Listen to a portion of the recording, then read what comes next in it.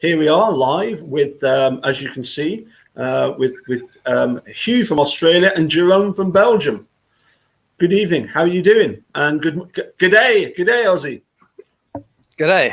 Yes. So nice to Smoky be joined. Aussie. Yeah, nice to have you join us. We're going to have a kind of like a backward look at it and say, well, okay, suppose Steve is guilty. In what way would the crime scene look different? Jerome, what do you think would be the first thing that we would have heard about that would be different? The blood. Yeah. Yeah. Yeah. For me, it's the blood, because if you take the crime scene. Yep.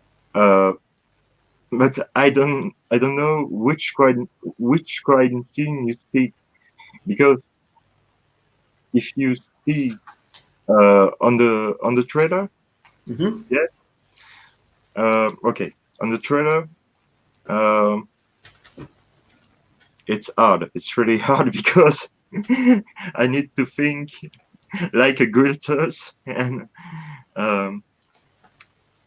for me if he do that,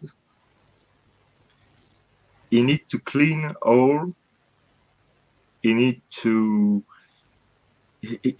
make a lot of job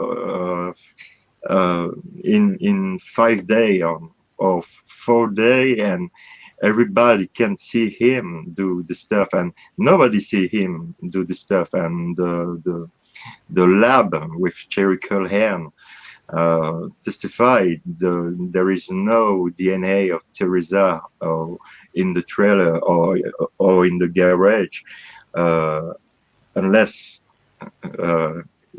the item SL with no dust.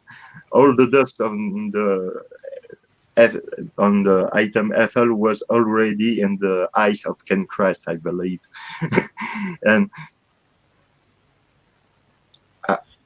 for me, it's if it's credible, if this theory is credible, the Stephen do that, it's a genius.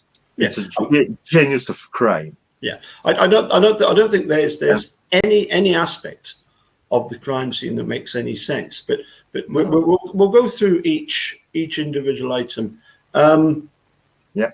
Hugh, what kind of things do you feel would be different with regards to the crime scene? Well, I think it's established that I'm no expert on the detail of the stuff. I've focused more on the confession and that stuff, but I come to be familiar with a lot of it. And as I understand it, Andy Colburn was kind of invited in to have a sniff around, and I don't know that would have occurred if there had been a guilty conscience on Stephen's part. He would have insisted on a search warrant of some sort. Yeah, if you're a murderer and a cop is wanting to look around the crime scene, do you say, "Yeah, come on in"? That doesn't gel. I think maybe if we can establish the ground rules so that they're a bit clearer in my head. Are we looking at the first few days only, because the key wasn't around for a while, and no. I mean, we're going right up until trial, when right up until the let's think, for example, about the CD that was never handed over. Never. But kept in Link's bedside drawer for 12 years. I think is the story there. But I mean, that's crazy. Yeah. Unbelievable. But if well, first of all, when it comes to Brendan's confession, if Brendan had and had helped Steve to murder Teresa, I think he would be, certainly in these interviews, he would be one very, very nervous bunny, wouldn't he? Yeah. But also, he would have a consistent story to tell. Yeah. I think that's with Brendan. We can tell that none of what he said made any sense, and it was just a case that the state were then able to cherry pick little bits from each confession to come up with some sort of story. But they were clearly trying to get Brendan to simply agree to a story, to come up with a story, B, accept it, and learn it, and then be able to repeat it at Steve's trial. That was always going to be an impossibility, I think, don't you? Sure. Yeah, sure.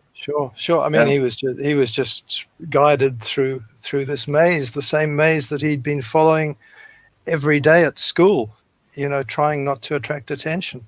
Can I pass something by you that will make you and everybody watching think I'm a nutcase?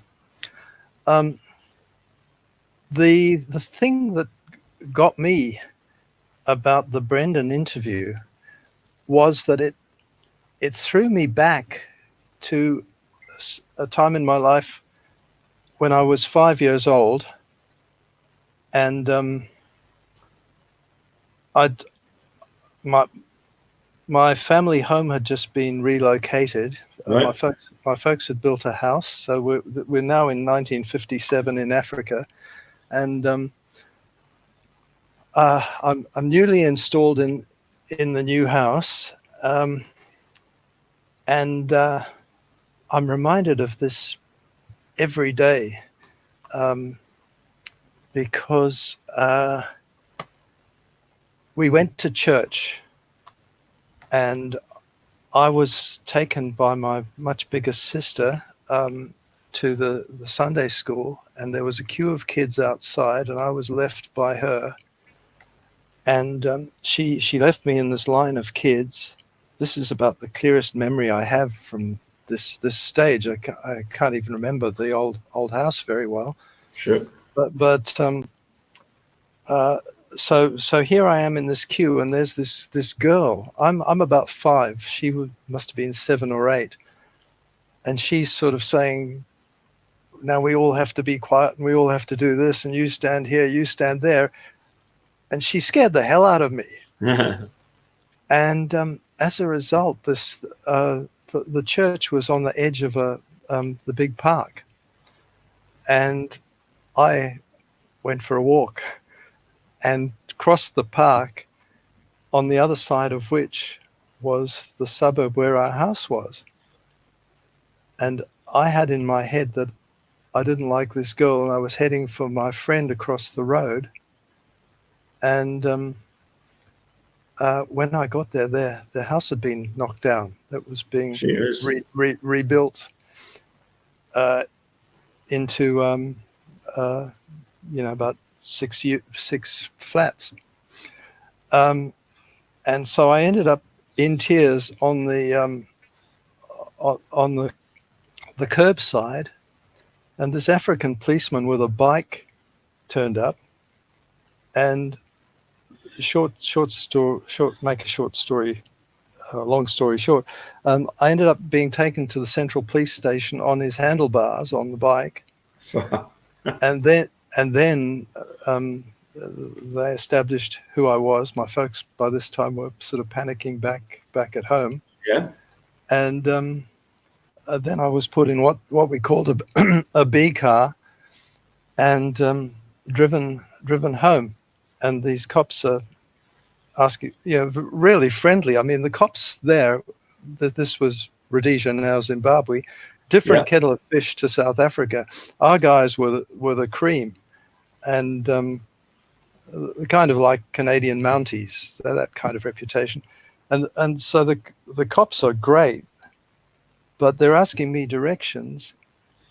And when I remember this so clearly, we're almost at the house, and the cop says, "Do I go right here?" And I knew it was left, but I said yes because I didn't want to say no to a Yeah. cop. Yeah. And that's what hit me about Brendan. You know, he's really a young child, or at that stage he was. Yeah. And these guys could just get anything out of him. Mhm. And look, one thing I noticed, we're all kind of musically inclined Sure. in this group. I think there's a different part of the brain that kicks in when you think music, and it makes you a more sensitive human being somehow. And it's just crystal clear. That's what's happening with Brendan. He is just trying to keep these guys happy. And if they're not happy, he's going to keep changing his story. And if they give him little clues, so much the better. And you know, they've told him they're his best friend, and you know, Yeah. they've got kids too, and you know,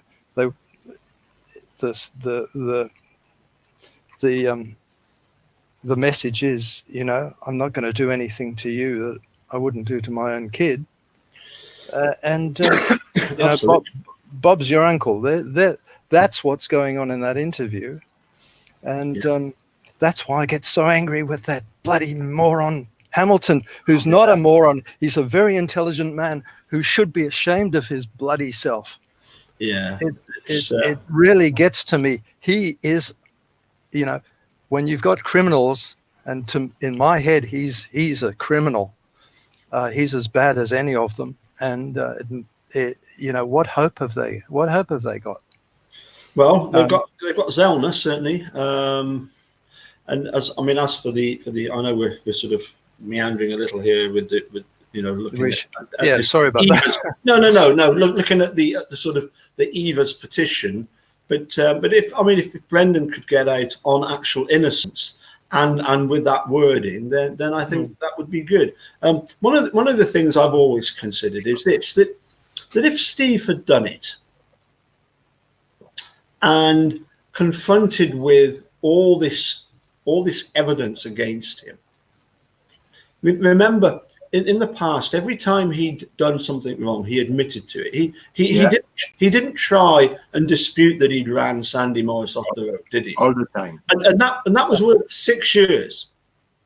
You know, because that was a felony in possession of a firearm, regardless of whether it was loaded or not. He shouldn't have done that, and he did. But he always admits when he's done something, and I can't help thinking that if he'd have done it, would he not have simply have said to the police, once Brendan had been dragged into it, look, guys, I'll have to come clean with you here, because you know it's you know, my self-preservation is important, but it's not more important than making sure that, you know, my nephew you know, gets wrongfully convicted for something that he hasn't done. I can't help thinking that Steve would undoubtedly have given in to the investigators. In fact, I wondered if maybe he would, even protesting his innocence, he might have at times thought, you know what, I could save Brendan just by telling them, look, I did it, let Brendan go. The big problem then would be he's then got to explain to them how he did it. How does all this supposed evidence fit together? Now, one of the things that Stephen Avery has never been accused of is being cleanly and tidying up and you know. Excuse me, but what is it? Well, being cleanly, being clean, you know, being tidy, you know, being, you know, doing housework. Yeah, okay. Yeah, you know, if on the Thursday, when I think it was Colburn and somebody else, and I can't quite remember who it was. Yeah, there was two guys. Yeah, there was two guys. Apparently, they went to Mar Avery's house, spoke to Steve, said, "Can we go and have a look round your place?" He said, "Yeah, sure." Yeah. They took 10 minutes to have a look round. Did they come back saying, "Wow, Steve, that's a really tidy house, and that smell of bleach, that was quite overpowering. You've done a good job of clearing up. If that had been the case, that would have been a huge red flag for the police, would it? Absolutely. You know. Yeah, I totally agree. I Okay, totally agree. But it's not the case. No. I've got another question that came to my mind. We have a bullet. Yeah. A rather strange bullet, as you say. It's Yeah. you know The when magic bullet. you know it disappears for 4 months and then suddenly appears. But it has got Teresa's DNA on it, albeit it's also got bits of wood in it. Yeah. And we've got all these bone fragments supposedly found in the burn pit. Supposedly. Now, when we saw that expert in the Arizona desert shooting through bovine scapulars, what was interesting was that the bullets very rarely actually made it through, did they? You know. Now, they found, was it 11 shell casings in the garage? Yeah. But they found one bullet. So by my reckoning, all the other bullets, or a lot of the other bullets, should have been embedded in the bone, or at least in the burn pit. Yeah, it's a great question. They didn't find any bullet fragments embedded in bits of bone in the burn pit. Great point. Let's move on. Let's move on. I think an interesting one is, had Steve done it? Yeah. Why would he have driven the RAV4, her RAV4, all the way to the what we call the dam by the turnaround at the East Twin River? Can you think of any reason why he would want to? You know, was he taking it on a little road test to see if it ran particularly well? No, that's making no sense for me. No. I mean, do you know the? I mean, I've actually been there. I know some of the geography of the place, from the salvage yard to that. To the pit. Well, to that little turnaround at the East Twin River. You know, that's a good mile at least. I mean, it's from Steve's house. It's over half a mile to actually get off the salvage yard property. It's quite a trek, because when we went there in June, we all parked up where everybody parks up, where the bus comes in and stops, and you know, the kids get off the bus, and we walked all the way down to Steve's caravan to have a look round, which was interesting. You know, it's a nice secluded spot, pretty bleak in winter though, I would imagine, but you know, it was picturesque. To walk then from there all the way up to the sign, it took a long time. So you're thinking that maybe we wouldn't have had the RAV4 seen at that turnaround? For me, if he do that, he take the RAV4 of Teresa, and he go to the Radam camp to leave the case there, but I don't know why he do that. And after he come back and he moved the car on his own property. I don't know why, but yeah, the stuff, it's one time it's a genius, one time it's a complete stupid human being, and it's not possible. But in the case if it's the case, he killed Teresa and maybe took the road under his mobile home to go to the Radant. But for what? I don't understand. But for hide the car, but why there and why go after? Why go take the car after to give him back on his own property? I mean, and another thing that sort of crossed my mind is this: if you had a vehicle which had incriminating evidence in it, such as Teresa's blood, and let's face it, if you're going to burn Teresa's body, somebody like Steve Avery, being a mechanic, would know perfectly well that if he wants to get rid of all the incriminating evidence inside the RAV4, he takes it to the quarry. He pours in a load of gasoline, as they call it, petrol, inside the car, and you set it alight, and that will get rid of all the DNA, everything that's fabric, anything that's not metal.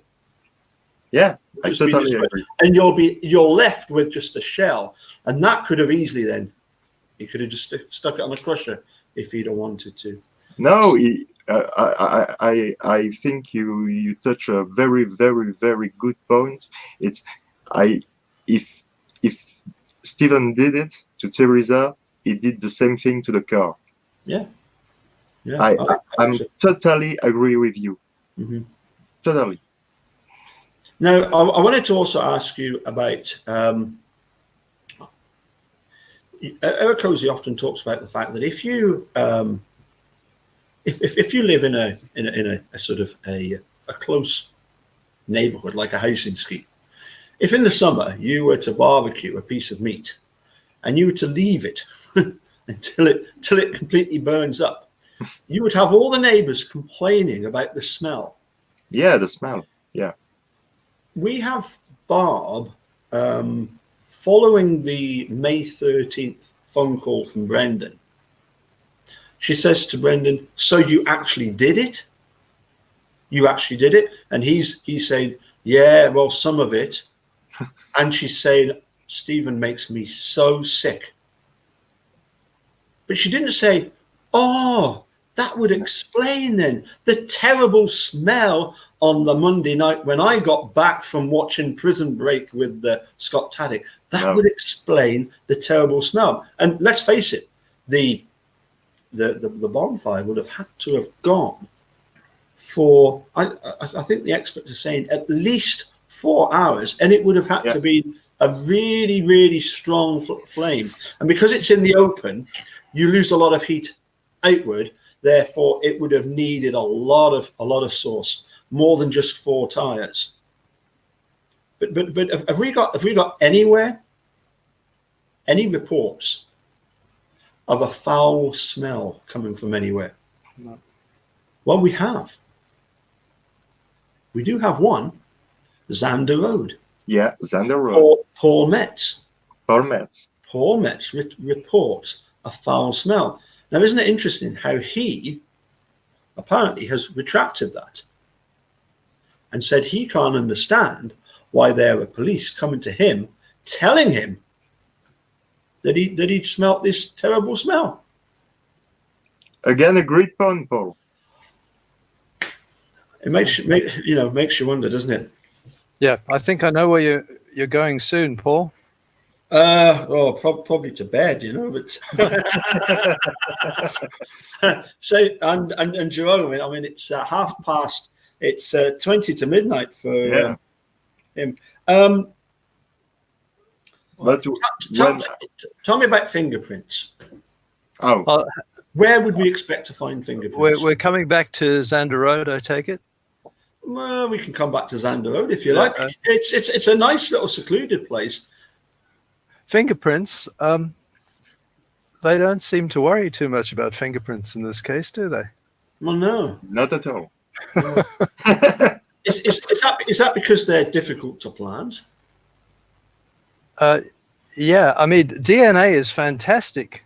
Yeah, it's absolutely fantastic until you have corrupt cops. Mm. Then it's not so fantastic. Mm. Then it's a curse. I have a question for the community. Yeah. the French crew. And I would like to say thank you for the all followers. I have 500 followers. Thank you all. Wow. You are amazing. Thank you all. You're very great. And somebody asked me a question. Asked me if the police had investigated to find the Teresa DNA in the vehicle on the front. There is Teresa DNA on the front of the vehicle or in the vehicle. Air, one stuff, one fingerprint of Teresa, one place, one DNA place.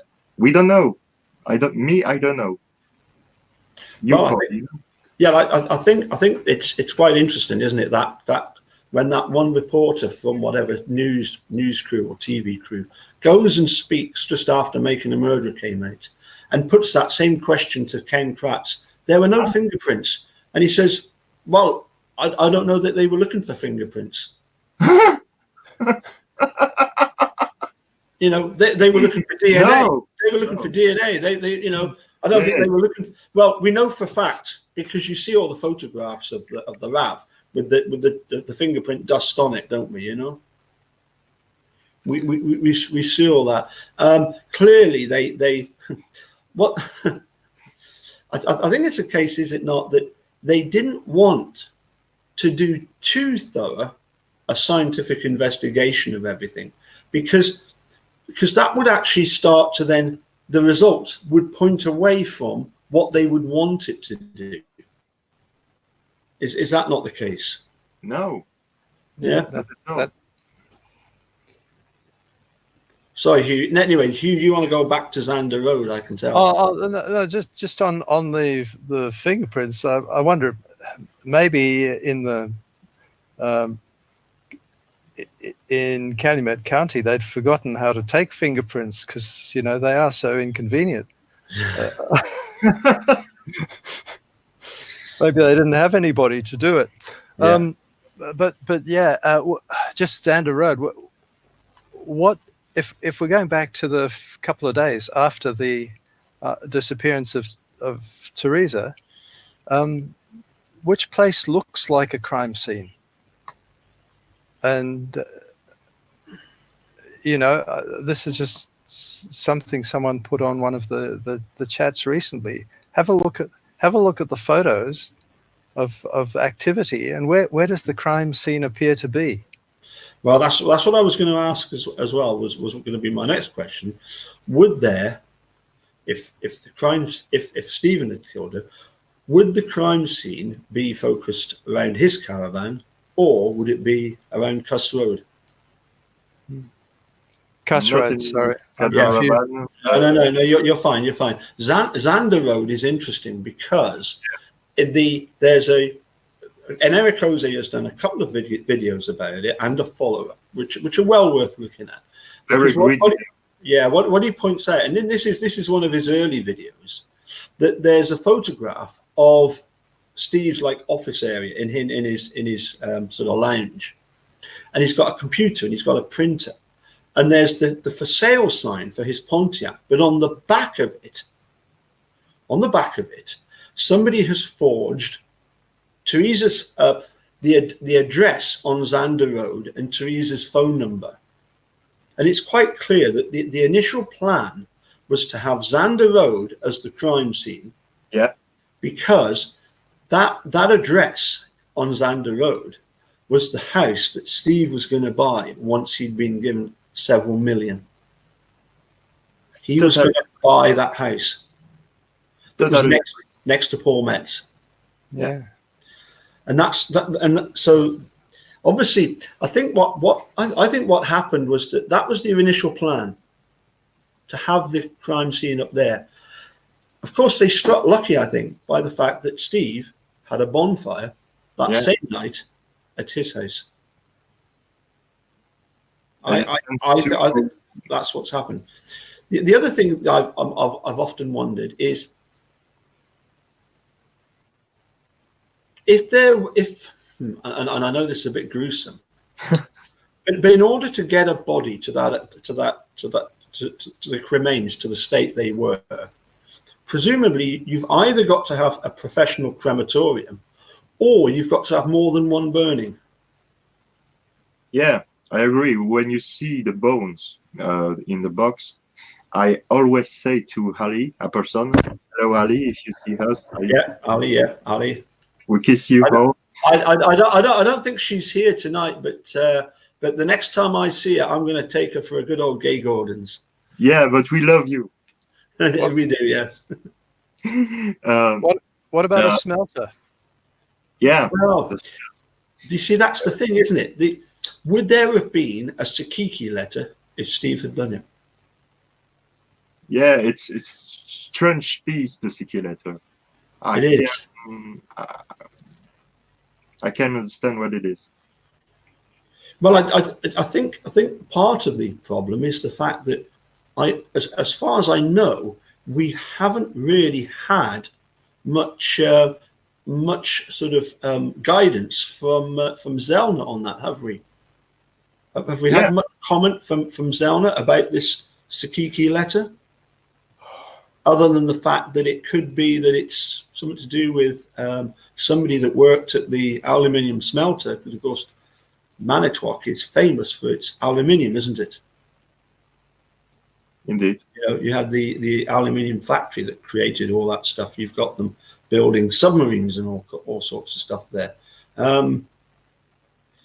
So the suggestion is that it's a worker that's done it, that's written the letter, has maybe seen something going on the Friday night that looked a bit suspicious. Yeah, maybe. Yeah, or maybe it was somebody who thought, well, they've got a smelter on the salvage yard. Let's suggest that was the case. But of course, and I suppose that's another thing. If you are gonna get rid of a body, rather than do it in a bonfire in your back garden, why not just fire up the smelter? Good question. Very good question. You know, why? Oh dear. Let's move on. The amount of DNA that was found on the hood latch, Yeah, and the key. Apparently, it's a well-known scientific fact that there are some people who leave far more DNA than others. Is that true? No. No. Not at all. No. It was Terry Fell. This Yes. Like, yeah, Terry Fell. Terry Fell. Excuse me for my English, but it's not my primary language. So sure. Yeah. I You're doing Well, great. You are doing better than I would in Belgian, Flemish or French. But don't worry, you're welcome to. Sorry, Hugh, you were going to say something then. Just explain that, because that's not something I knew. That there is practically no difference in it's DNA output, because I've heard. It's a myth. I've seen. I think Sherry Culhane has talked about shedders and so on. Yeah. Is that just BS? Bogus. Yeah. And if Steve was this great shedder of DNA, when he held that key in prison for 12 minutes, how come he's producing so little DNA? I mean, you know, there's DNA, yes, but there's not this huge amount. But I've often wondered. Maybe like lick the wood latch, because you can have a amount of DNA like this, or if you lick the wood latch and you have all saliva and why do that? Yeah. Mr. Harry like wood latch? No, I don't think so. No. Yeah, hood latch liquor. Yeah. No, I don't think so. Yeah. In fact, Hugh, you were explaining to me that Metallica in Australia is referred to as metal liquor. Well, I have not widely, but I have heard it said. Yes. Oh, wait. So that's clearly what Steve was up to there, you know. Maybe what it was, he got his hands full, and in order to open the bonnet, that's all he could do was open it with his mouth. Maybe, you know. I'm trying to make sense of this because getting back to the serious issue, when you listen to the phone call between Stephen Avery and Emily Matasic, yeah, it's really interesting. This thing. It is because I get the impression that it's a little bit like she knows that other people, like the police, have tried to say to Steve, "You're guilty, you're guilty, you're guilty," and it's like she's trying to say, I'll get him. I'll get him to slip up. I'll get him to trip up somewhere, you know. And she's saying to him, "But your blood's there, your DNA's there, the keys found, you know, the bones are found, the car's found on your yard." She knows everything. Yeah. Do you remember the case of Maddie McCann? Yeah, Maddie McCann. Oh, I imagine. Yeah. Spanish reporter named Sarah, I think, or like this, explained in the series on the documentary of Maddie. The police give her information for the television. So yes. And so I imagine it's the same thing in Wisconsin. So when Emily Matisic talked with Stephen, I think she have talked before with cops and maybe with other people. And we can maybe talk to how many people have seen Teresa after the 31.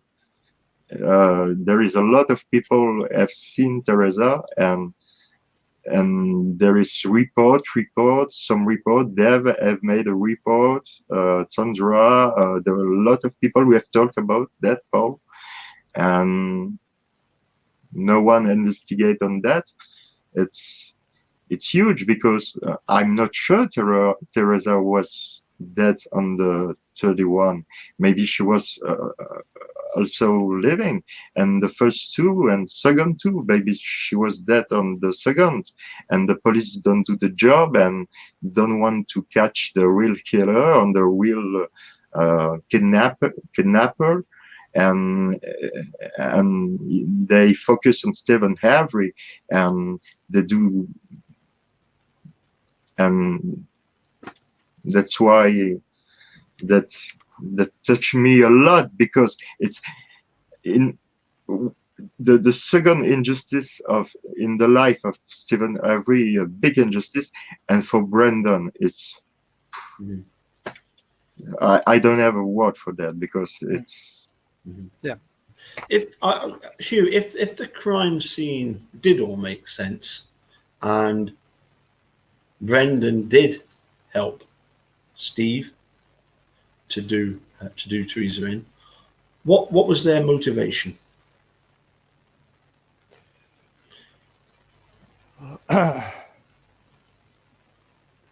Well, I know what the guilters would say. He's cooked up this revenge against all females kind of theory. That's Steve.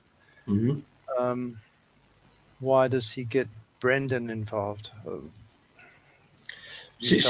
Well, that's interesting, isn't it? You say about the fact that, you know, that according to Kratz, Stephen had spent 18 years thinking, how can he take revenge on women? And yet what we've seen is with Kratz, I get the distinct impression that he isn't quite the admirer of women that. Absolutely. You know, Absolutely. To me, when you start abusing women the way that he did, I get the distinct impression that a lot of that narrative that he's trying to put and blame that he's trying to put on Steve is actually from his own psychological point of view. Yeah, he managed the fact, and Excuse me, you. There's something very worrying about that guy. Very, very. Yeah, I agree. Tell me about the finding of the RAV4. Which one? The finding by Pam, and divine Pam of God. and divine intervention. How does that happen? How does God intervene in leading her? You're old enough to remember the Robin Hood show on TV, you know? Oh yes, Right to the center of the target. That's yeah, I don't know that. Just imagine this arrow going into the middle of the target. It's you know, just so precise and so quick, and she's like an arrow, Mhm. like a hound dog Yeah. or a pig going for a close by truffle. It's ridiculous. Yeah. In fact, you reminded me with the shooting of the arrow, the story of William Tell. Did he not, for some sort of challenge, his son had to stand with an apple on his head, and he had to shoot the apple. That's exactly right. Yep. Yeah. That's right. That's the William Tell overture. That's the Lone Ranger theme, isn't it? Rossini, yeah. Rossini, that's right. Yes. Enough of my singing. but yeah. Yeah. To come back of your question, Yeah. you talk about the involvement of Brandon. I think this makes no sense because Stephen was more buddy with Bobby. He was all the time, not all the time, but almost the time with Bobby to do things, and not with Brandon or Blaine. And so he was most buddy with Bobby, Dassey.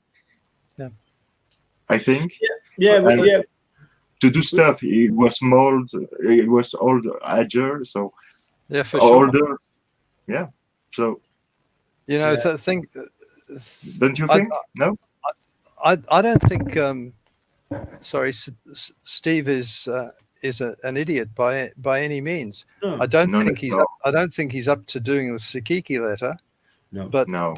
but if you're going to have an accomplice, surely to God you wouldn't go for Brendan. No. But No. Well, apparently he faints at the sight of blood. Yeah. Really? Yeah. I'm learning stuff. That's good. Yeah. Apparently he had, because he's the one member of the sort of Avery Dassey clan that was never into hunting. He could never go out and shoot a deer or use a gun or a crossbow or anything like that. It was just totally against him. He's not that character.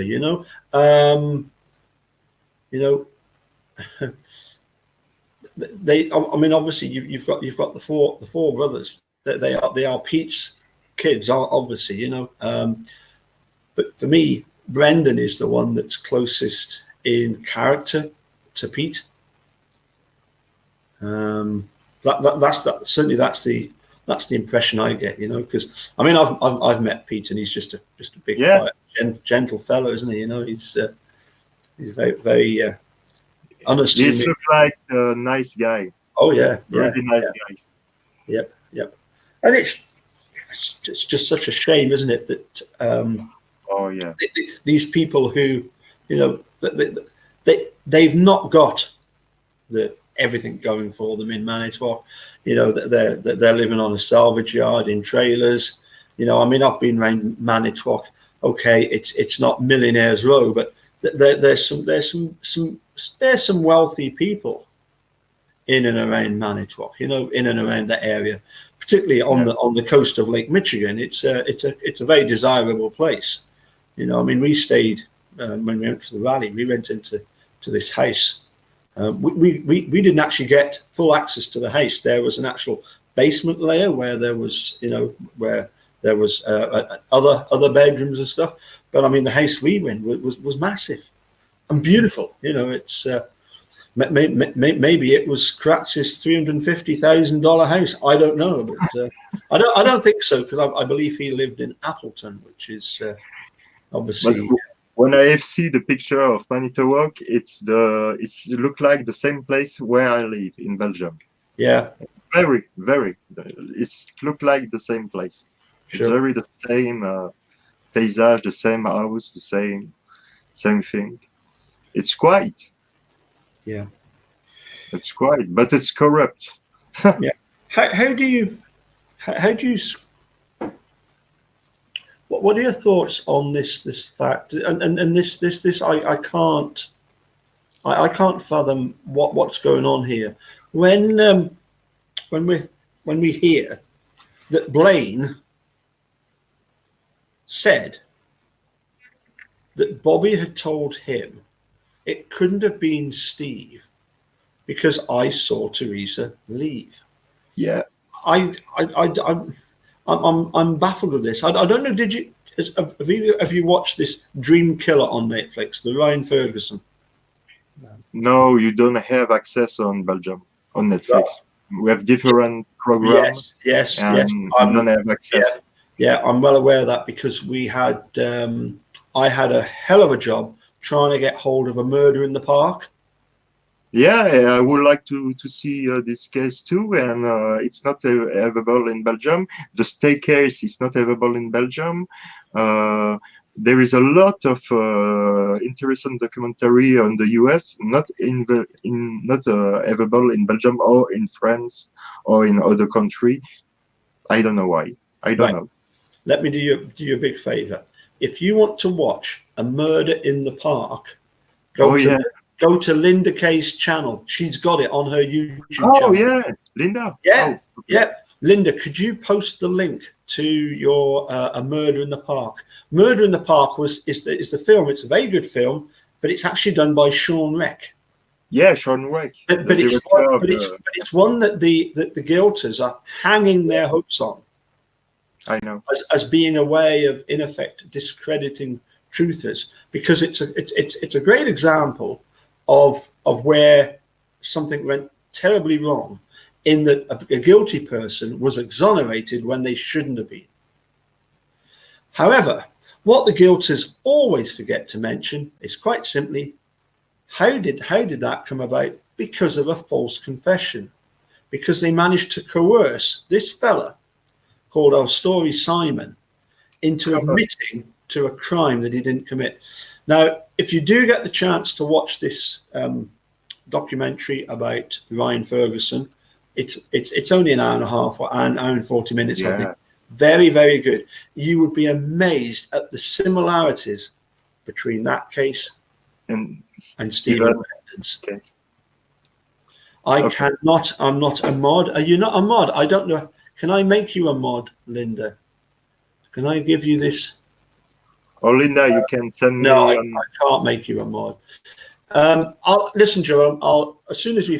In fact, why don't I do it? Here we go. Let's see if I can find. See how long it takes me to find. Are you timing this? Oh, I think Hughes had maybe connection issues, or maybe he was saying because he was having to be looking after his family members. So maybe there's been. Anyway, let's just do this then. And where's the dude, Mr. Cozy? Wake up, boy!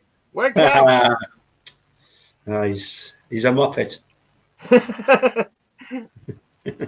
If you don't like beer, we drink Dr. Pepper. That's not a problem. I have a bottle in my fridge.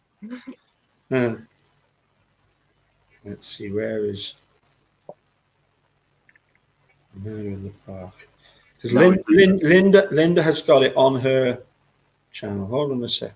I'm going to have to. Linda, you know, I love you. I will go on your channel. I will go see the documentary because I think it's very, very interesting. But I was not allowed. You have the documentary on your platform. So it's great, really great. After this chat, I will go see this case.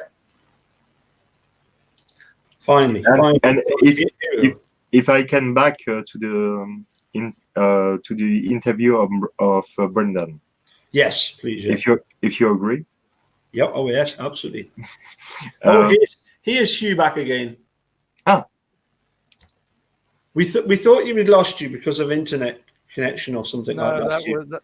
That was me. I saw an option to log in. I figured there was a reason I wasn't seeing comments, and right, yes. But the login relates to StreamYard.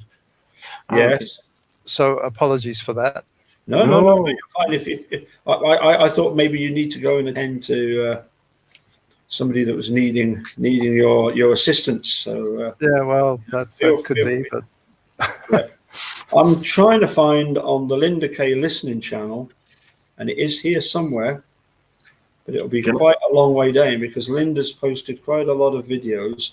But I'm gonna put the link in here to A Murder in the Park, and honestly, you really must. If you've never watched this is absolutely amazing stuff that she's. Where is it? I can't have gone past it, surely. Like I say, the last week I saw on YouTube the entire trial of O.J. Simpson. Right. And I have seen all this, and there is a lot of things we're thinking of May of Stephen Case when Johnny Cochran speaking about the blood on the car, the fingerprints, just one stuff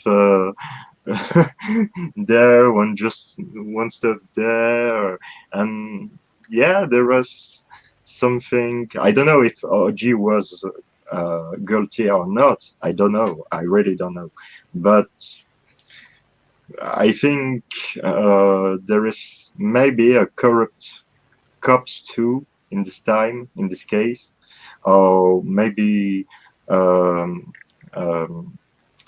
you say in English for racist, racist guy. Yeah, oh yes. Yeah. Clearly, Mr. Mark Furman. Furman, was really racist, but I don't have proof of that. I've seen that, but I don't have proof of that, so I'm not sure.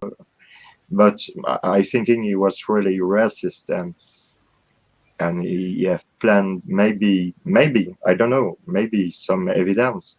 But to come back on the Brendan, if you agree, Hugh and Paul, to come back on the Brendan interview, I would like to ask you if it's normal for a cop to touch a kid in interview, because Mark Rieger have touched so many times Brendan, and I don't know if in the USA it's legal to touch somebody, because if he had touched him, we got.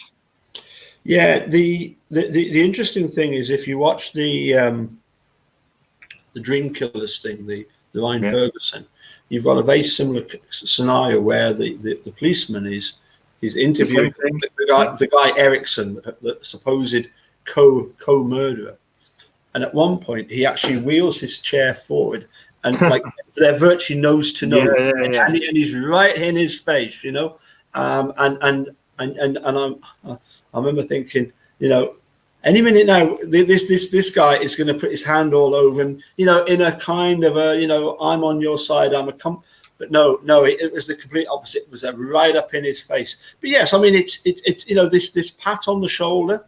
It's a way of trying to assure somebody. Interestingly enough, I don't know if you're familiar with a guy called Derren Brown. He's a hypnotist here in the UK. And he did for an experiment, he actually got a member of the public who wasn't told what the situation was in this show. He actually managed to get this fella to admit to go and report to the police station that he might have killed somebody because he just can't remember what happened. But he was duped into doing it. And one of the things that they did throughout the 48 hours of everybody was in on it to try and get this guy to admit that he'd been involved in the murder of this fella.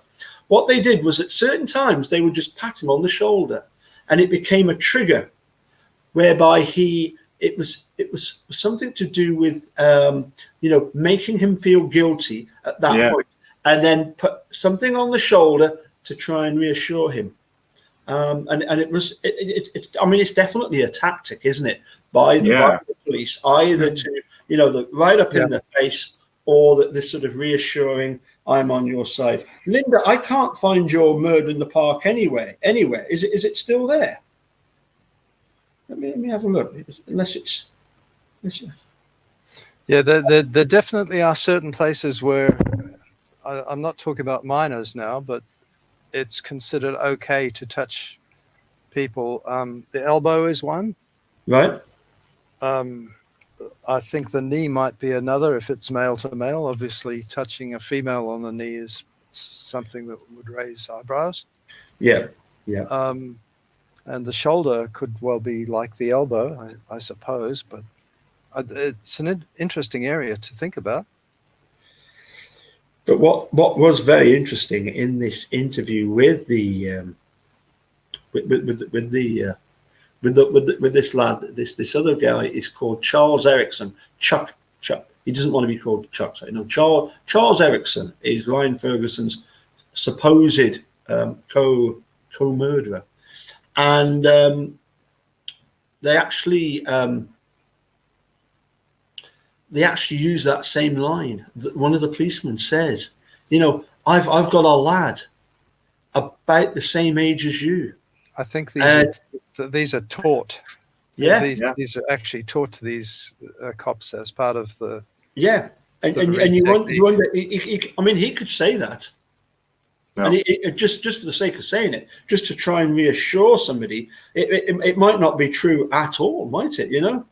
As you say, it might just be something that they're as you say, they're told to say. It's a way of getting them to. So and when you see the Brandon video, I always ask me, for me, Brandon knows nothing. Yeah. Okay. You agree with me? Absolutely. Yeah. Yes. But, okay. Liggett and Fact Bender. Yeah. Tell him a story. Yes. Where this story come from? I believe the story come from Ken Kratz, the mind of Ken Kratz. Yeah. I believe that. I can prove that. I cannot prove that, but I believe this is kind of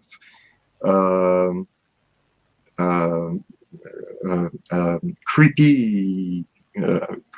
Creepy. I don't find the word. Creepy. Help me, please. Creepy thinking. Creepy. It's. Creepy stuff in this mind. He told the story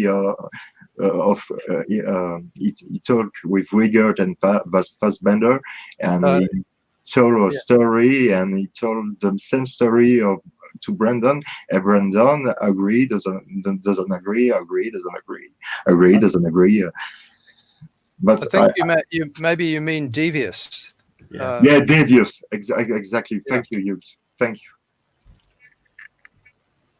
Yeah, I don't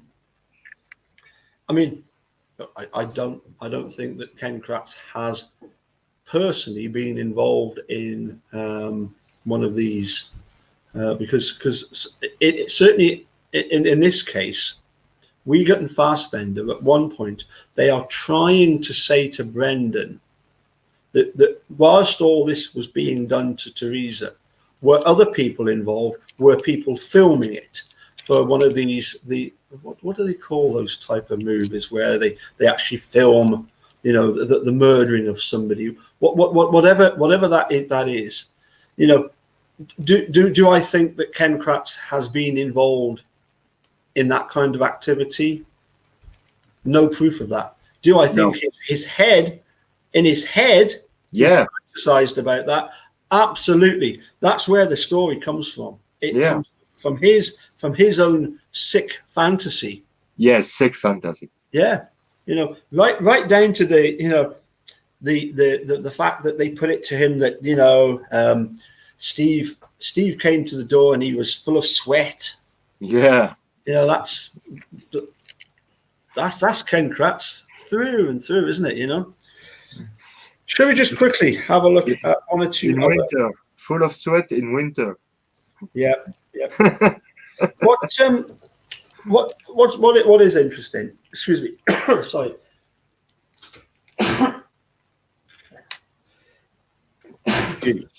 When Steve is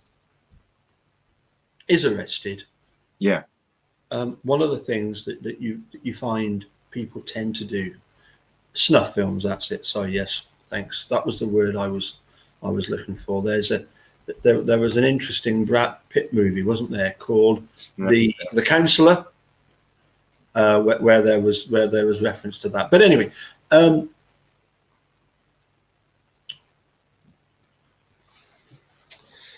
when they're confronting Steve with, you've done this, one of the things that guilty people would normally do is they would try and deflect, and they would say somebody else. Now, up until Zellner's brief motion, where she actually put that Stephen Avery believes that Bobby Dassey and Scott Taddick did this, for the intervening 10, 11 years, I don't believe Stephen Avery has ever accused anybody else of having done it. Are you aware of anything, Hugh? I don't. That's. No, he just says, I don't know. I mean, for me, that is interesting that in this motion, that a lot of people have said, well, Zellner is pointing the finger at Bobby and Scott Taddick. In actual fact, the way it's worded, it's that Stephen Avery believes. So, to me, is that the lawyer in Kathleen Zellner saying, well, no, I'm not directly accusing them of doing it, but let's look at the evidence. For me, the crime scene and what we know about Scott and Bobby. But for me, there is a third person. Yeah, Scott. The friend of Bobby, Scott also. Well, there's Scott Taddick. There's Mike Osmondson. Yes, Mike Osmondson. Yeah. We don't know much about him, do we? Yeah, that was another interesting thing in the Dream Killers, is the fact that the defense attorney, the original defense attorney, does a particularly poor job. Yeah. I'm afraid that I still can't get my head around the fact that Jerry Buting and Dean Strand never bought that little bedside cabinet into court, because to me it was shouting out for somebody to come forward and say, this doesn't make sense. This is fabricated. Yeah, this didn't happen. Well, there's a lot of not in. Yeah, when you see the case and you see the dog, when the cops come from with the dog for looking for a dead body or for a car, Mr. Strang and Dean don't talk about that in the process. So I I don't understand why, because it's really, really, really important. And the travel of the dog, you know? Yeah. Finally, because This is just one thing, but yeah, it's well past midnight for you, and it's getting up for 11:30 for me. oh Um, yeah, it's I'd like to get your thoughts, please, on Mike Holbach and his grieving process. oh, it's huge. Hugh, have you got any thoughts on Mr. Holbach and his grieving process? Well, one of the things in my background is that from the start of the Lindy Chamberlain case, Yeah, which is the thing that resulted in the movie Evil Angels, yeah, everyone was saying she was guilty. The Australian public, by a huge margin, were convinced she was guilty because she looked strange on TV. My attitude to that was that you don't throw the presumption of innocence out the window lightly, and I had that position from the start. Liz, my wife, she was with everybody else saying no, she's guilty. I think people can appear to be strange. I'm reluctant to say anything more than there appears to be some kind of agreed agenda between the two of them when that interview that you're thinking of is taking place. They're looking at each other and nodding and carrying on. The body language. Yeah, but there is a lot of inconsistency in the declaration when you heard Karen Albach, and I don't want at all to be no respect is disrespectful. Thank you, Paul. Yeah, to help me. But when you heard in the conversation, in telephone conversation, when you heard in the interview, you even in the documentary, when you heard on the 4th, she said exactly, it's very hard to don't have news of Teresa for 2 days. Yeah. And we are the 4, so 2 days is the 2. And when you see the paper with the Teresa missing, that print the 2. The 2. It was the second of November rather than the 2nd of November. Yeah. How it's possible? Because I think there is the day of Mr. Colborne have find the vehicle, had passed called the phone on the dispatch, made this statement and find the vehicle, and after that, frame Stephen Avery. Yeah, I think.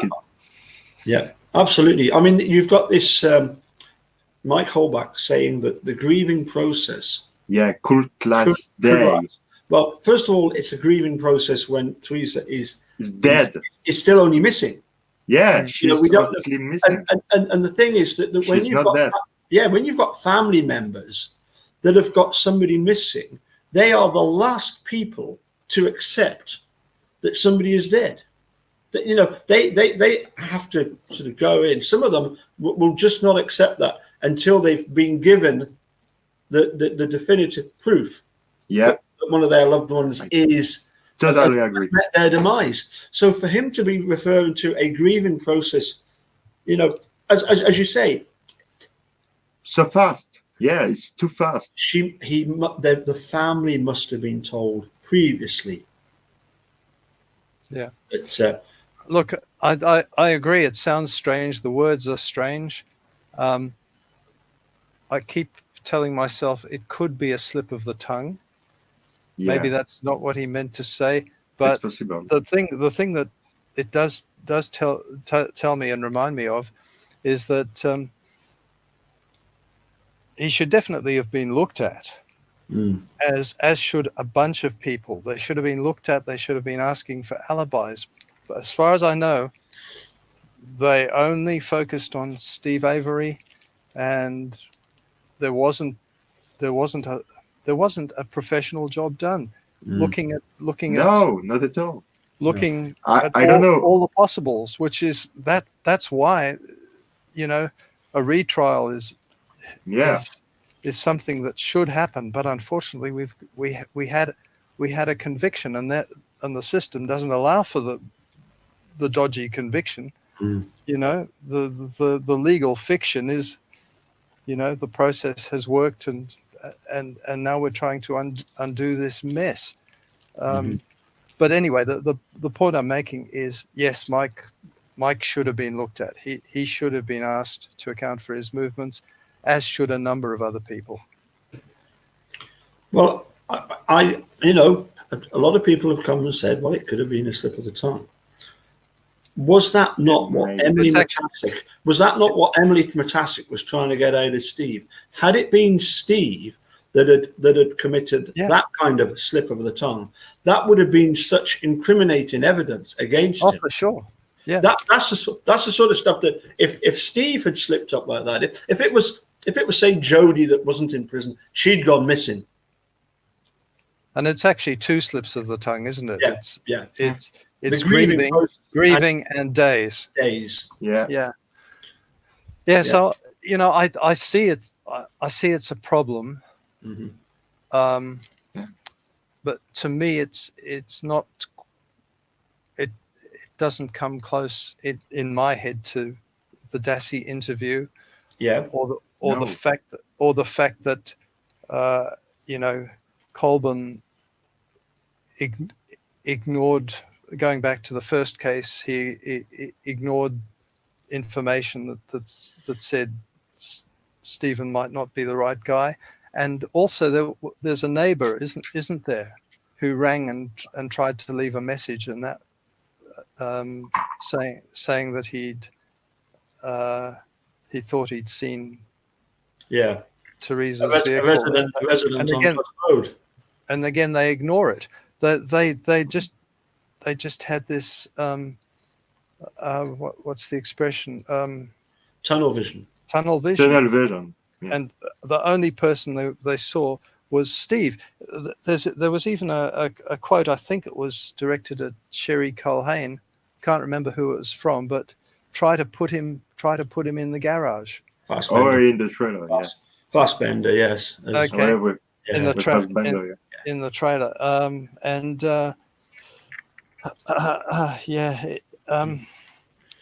It begs the question: how hard is Sherry Culhane going to try and do that for him? Yeah. Well, I think they get rewarded for it. It becomes part of the job. I can imagine these guys sitting around laughing, saying, "Ha ha ha!" If we had to follow the rules, no one would ever get convicted. Yeah. In fact, I think I remember having seen that take place in Australia. Back in the bad old days before we had all our royal commissions that pretty much made the cops think about what they should be doing. The thing that's make me so angry in this case, in Belgium, when a crime is committed, everybody is investigating. Everybody, the family, the everybody. In this case, no. Only Stephen Avery. Yep. What the? Yeah. The flip. The flip. What the flip? I've got some very bad news for you, I'm afraid, and that is what Linda Kay has been posting, and I want to share that with you. This is to do with that film I was on about, The Murder in the Park. I received a copyright stroke on that video today from Sean Reck. they took it down and gave me a copyright strike. Linda, you are a naughty girl, a naughty, naughty girl. But listen, it had been on there for a while, so yes. Once you get the chance to put it on again, or if people get the chance to see it, because eventually it will come to Netflix in your area. But I do agree that whilst in America they can get A Murder in the Park off Netflix, No. in other places of the world they can't, and it'll probably be due to the fact that it was sold only to so many networks. The other bad news is that if I don't get going soon, I'm going to turn into a pumpkin. And it's it must be midnight over there in Belgium. Yeah. Yeah. What time of day is it over there in Australia, Hugh? 10:32 a.m. Yeah. Oh. Yeah, in the morning. Yes. Yeah. In the morning. I think you are exactly 10 hours ahead of Belgium and 11 hours ahead of me. Yeah, because we're on summertime now, I think. Yeah. Daylight saving time. How many degrees on your place? Temperature? I think I heard maybe 33 or 33 in Celsius. Celsius, yeah. Oh, too hot for me. Too hot for me. Or maybe oh my God! I won't come in. I won't come live there. It's so cold in Belgium. Today it's 4 under 0. I won't come in Australia. Oh my God. Yeah. Well, we did have it very, very bitterly cold at the beginning of last week. It's just gotten above freezing the last few days. Where it's nice when you go out in the morning and you don't have to scrape your car windows. I don't think Hugh has ever had to scrape his car. No. Maybe with the stand. I did live in the UK for 2 years. Yeah. Oh yeah, really. So I have experienced it, and the third cold. winter we were just going into the third winter, and I thought, nah, can't take this again. Part of it is the dark. Hey, listen, can I just look at this bit of paper? Just a couple of things about Brendan. Yes. Important always to remember that not everything between him and Wiegert and Fassbender made it into a recording or a tape. Yep. So we don't have the full picture, and there was obviously quite a bit of conditioning going on, and you know about my obsession with there having been interplay between teachers or people who knew him at school and knew just how to get what they wanted out of him. Then on Pam of God, when she was dispatched to have a search for the RAV4,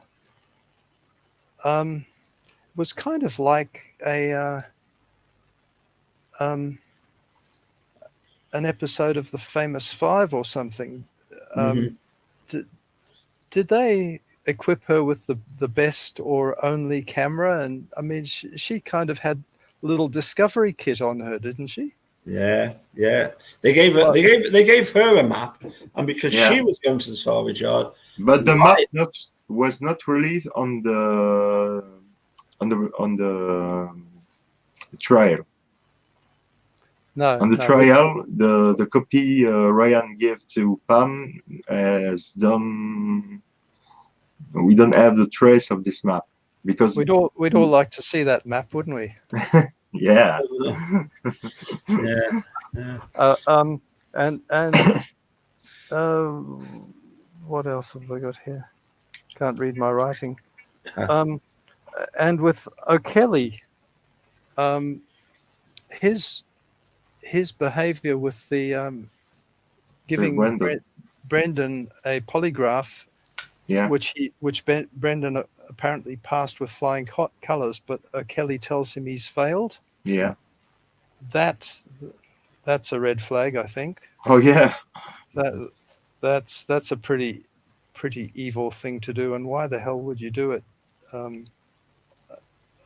for any sort of decent or honest reason? Yes, the thing is, and I'm sure I've read this about Steve Drizzen, that Steve Drizzen was actually pointed out that of the sort of people that the lie detector test would be most difficult for somebody to pass, it would be the likes of Brendan. He would For be sure. the sort of person who in no way whatsoever could betray his, you know, his feelings. He would, if he tried to lie in a lie detector test, he was the sort of person that would most easily be detected. Yeah, and do the right thing. And after he made this horrible video with Michael Kelly, when you see in the documentary, just Yeah. after that, just after the polygraph test. Yep. I noticed. It's I horrible. noticed. Sorry, I was going to say I've noticed Millbilly here. Hi there, Millbilly. I'm really. I've had a great number of people very interested in what you were saying, Millbilly. What I found particularly interesting about Millbilly was the fact that, you know, his sort of knowledge of the case and his looking at it goes way further back. Oh yeah, he made a great simply making a murderer, you know. And as I said earlier in the video that I did this morning, you know, there's no guilt could say to Millbilly, you've simply been duped by a documentary, you know, because you know he's been following it from the, you know, from the initial arrest, and hopefully I'll put the request in now. Hopefully we can get Millbilly back on and just talk about one or two of the other interesting things that you've discovered in your the tapes that we've been listening to, and we have found that very interesting. As I say, particularly the one with Emily Matasic and the one with Steve Glynn. And earlier today, I listened to the one that the 400. Yeah, I listened to one where he was talking. Steve was chatting with Carla Chase's husband, Stacy, who I've met, and I thought that was very interesting. That I've heard between today. Stacy and Steve. Anyway, Hugh, anything else that you wanted to add before I'll let you go? Two real quick things on Brendan's interview. Never forget that Bob had a court hearing that day, so that to me, that stinks that they have deliberately confected a situation where they get him on his own. And, you know, Len Kaczynski was doing anything he was told to do, so they knew what was happening. And never forget the way they rush back into the room when Brendan starts recanting.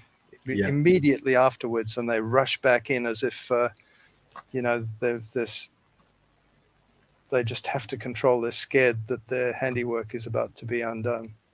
Yeah. And the last thing that I can make out here, I've got other stuff, but I can't read it. You know, one thing that should be mentioned if we're talking about stuff that doesn't look right in the aftermath of Teresa's disappearance, that key is just the wrong key. Everyone looks at it, and people tend to forget that there's a photograph that shows her with keys, and you know, yet here we're somehow conditioned to think that this single mint condition key, except for the stuff that is on it, which is highly suspect. What is it? Just Stephen's DNA and none of hers, or something? Yeah, and also when they looked at it under the microscope, they found those strange sort of orangey yellow deposits. Yeah. and it which, hasn't they, been, which they and the key, suspect is bleach. and the key hasn't been used. And what, Well, it was a valley key, wasn't it? It was a key that would only do so much. And why do they focus just on that key? When presumably there are keys everywhere in that establishment. And there is one other thing I've just thought of. We've already mentioned Cuss Road, but look at the salvage yard and look at the job that was done there. Doesn't look like a crime scene. Look at the photos of Cuss Road. Looks like a crime scene. Think about the dogs. I don't know exactly what was said to the dogs, but the dogs wanted to go somewhere and they were stopped. That stinks. Yeah. I'll leave it there. Well, yeah. I mean, you've got the fact that for a crime scene, for when they found all these cremains in this burn pit, and yet we've not got a single photograph of that. No one. It's, I mean, and they try and say Tom Sturdivant tries to take the blame for it, and says that they kept an eye on this pile of bones until John Ertle came along. John Ertle comes along and says, well, clearly these bones have already been started to be processed. I'm just going to carry on and sift them. There's no point me taking photos. No, it's completely stupid because I think the first interview with cop was a guy who say, I see a fragment of bones on the fire pit, okay? And after they come with big machine for excavate the underground of the place. So, okay, Stephen Avery had burn, and after grave, Teresa's bones, but no, nothing makes sense. Nothing. Yeah, I've just had Ronald Cass has made a very, very, very good point. I'll let you see this. That obviously, as soon as they took Stephen Avery into custody, anything that he used to eat or drink with or drink from, immediately they're going to have access to his DNA, aren't they? They didn't even have to swap the groin swab. I suspect they probably did because it's an easier way of doing it, isn't it? To simply relabel a groin swab. I just wanted to run through this. I'm sorry I keep going on about Mike Holbach, but I've got this comment that was sent to me by Mark Straight, STR, and then the number 8, and it's and for me this really does sum up Mike Holbach. He put, when he spoke before Brendan Dassey's sentencing, Mike Holbach stated that Brendan should have taken the plea deal. What? The brother of the victim, who was allegedly raped, murdered, dismembered, and barbecued, states that the murderer should have taken a plea bargain? Incredible. I have never heard of a victim's family member state the murderer should have taken a plea bargain. This is unheard of behavior. His statements make it sound like, sorry, Brendan, we were only after Stephen Avery. I would have to agree totally with what that commentator has just said. Any thoughts on that? I mean, why say he should have taken the plea bargain? If Brendan was involved in all of this, you'd want him hung, drunk, and quartered. Yeah, you wouldn't want him taking a plea bargain. I want to have a bit of time to think about that. I'll send it to you, and we'll get you back on again because that's a good excuse to get you back on again. You see. Yes, send me too because it's huge. I'll post it in our Blokes Only group that the women don't know about. So don't tell them. Blokes Only group. You promise me now. You don't tell them, yeah.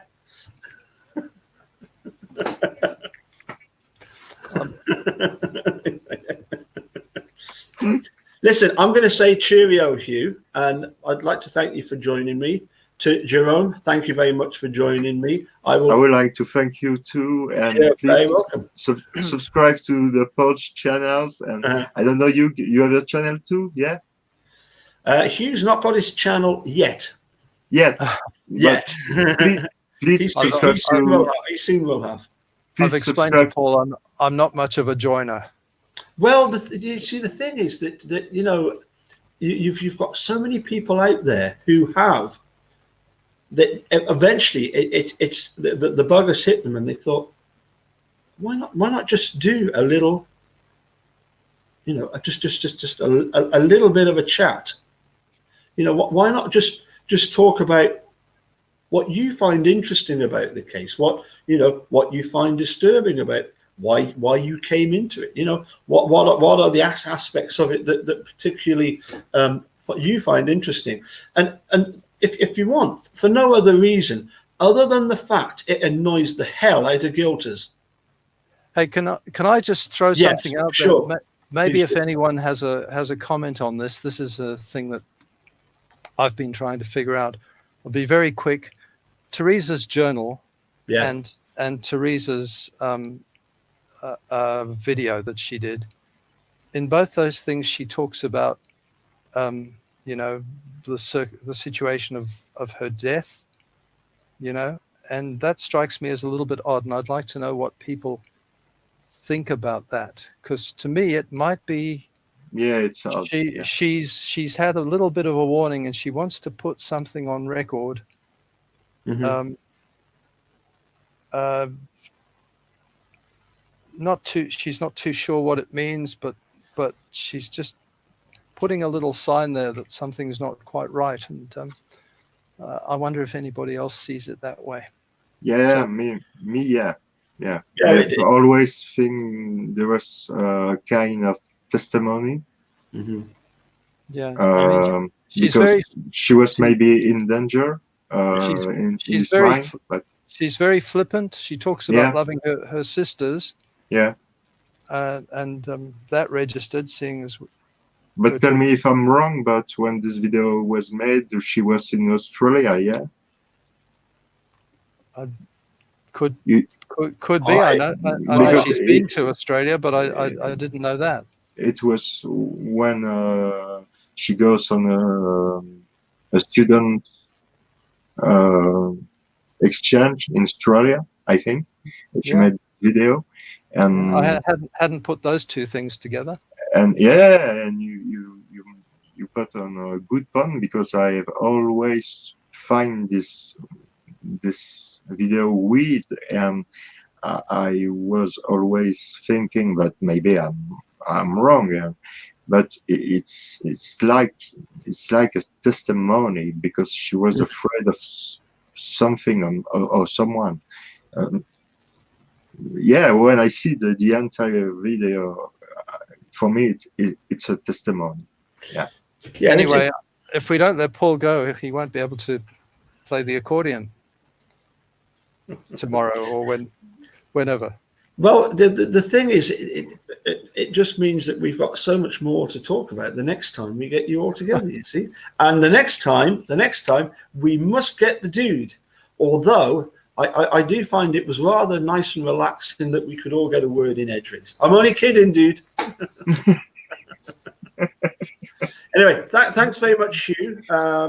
Thank you soon. And thank you, Jerome. We'll catch you again soon. Thank you, everybody else. Tune in to Linda in, did you say 2 hours time, or was it less than that now? I think you said 7:30 Wisconsin time. Let's put that forward by 6 hours. That's 1:30 Greenwich Mean Time. So, and it's goodbye from me. Yeah, and it's goodbye from him. And Gerard, very nice meeting you and having a chat. Me too. Great talking to you, Paul. Okay, cheers. Bye. Cheers. Bye, everybody. Bye, everybody. Bye. That's it. Yeah. Okay, Jerome.